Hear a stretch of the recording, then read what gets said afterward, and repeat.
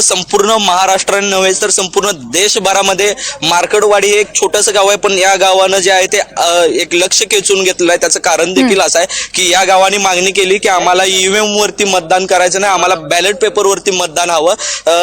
आपल्यासोबत मार्कडवाडीतील काही ग्रामस्थ आहेत. दादा, नेमकी मागणी काय होती या संदर्भात? काय नाही, ईव्हीएम वर शंका असल्यामुळे फक्त बॅलेट पेपरवरती मतदान घ्यावं एवढी गावाची अपेक्षा आहे. गावकऱ्यांची ही देखील अपेक्षा आहे असं सांगतायत. दादा, राम सातपुते यांनी एक ट्विट केलं आणि त्यात ते म्हणाले की मार्कडवाडीचा जो काही विकास आहे तो शरद पवार यांनी पाहावं. यावरती काय बोलाल तुम्ही? नाही, पवार साहेबांच्या अगोदर तर तुमच्या मीडियाच्या माध्यमातून तुम्ही बघितलंय आणि साऱ्या देशानेही बघितलंय, महाराष्ट्रानं बघितलंय. त्याच्यामुळे तर साहेब तर बघतीलच, पण तुम्ही त्यांच्या अगोदर बी तुम्ही बघितलेलाच आहे. अगदीच. जर वर्षा जर गावातला जर विचार करायचा झाला तर गावामध्ये ठिकठिकाणी जे आहेत ते बॅनर लागलेले आहेत की ईव्हीएम हटाव देश बचाव. शरद पवारांचा फोटो देखील आहे आणि ग्रामस्थांचा देखील उत्स्फूर्त जो आहे तो प्रतिसाद तिथून मिळत आहे. वर्षा, ग्रामस्थ जे आहेत ते मोठ्या संख्येनं जे आहेत ते या ठिकाणी शरद पवार यांच्याशी संवाद साधण्यासाठी देखील उपस्थित झालेले आहेत. दादा, काय सांगाल, आज शरद पवार जे आहेत ते मार्कडवाडीमध्ये येत आहेत.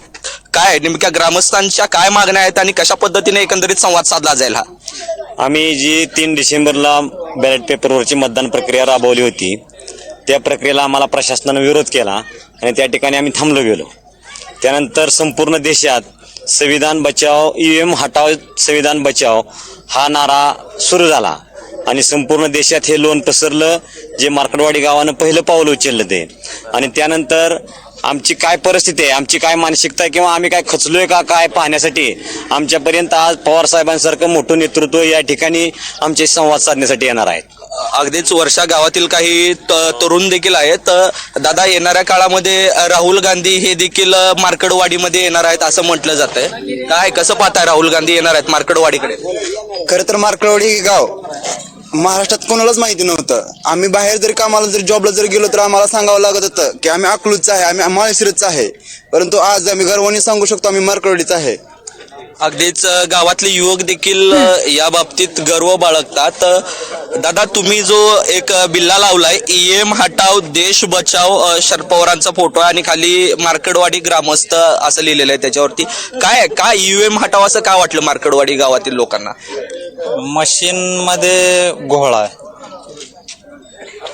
Taste tube baby EVM. अच्छा, असं मला वाटतं. मशीन मध्ये घोळ आहे असं देखील वर्षा ग्रामस्थ जे आहेत ते सांगत आहेत. आणि वर्षा, जर गावातल्या जर बॅनरबाजीचा जर विचार करायचा गेला तर गावामध्ये जे आहेत ते आदरणीय शरद पवार यांचा देखील बॅनर लागलेला आहे. आणि दुसरीकडे पाहिलं तर माळशिरसचे माजी आमदार राम सातपुते यांनी देखील बॅनर लावलेला आहे. आणि राम सातपुते यांनी ट्विट करून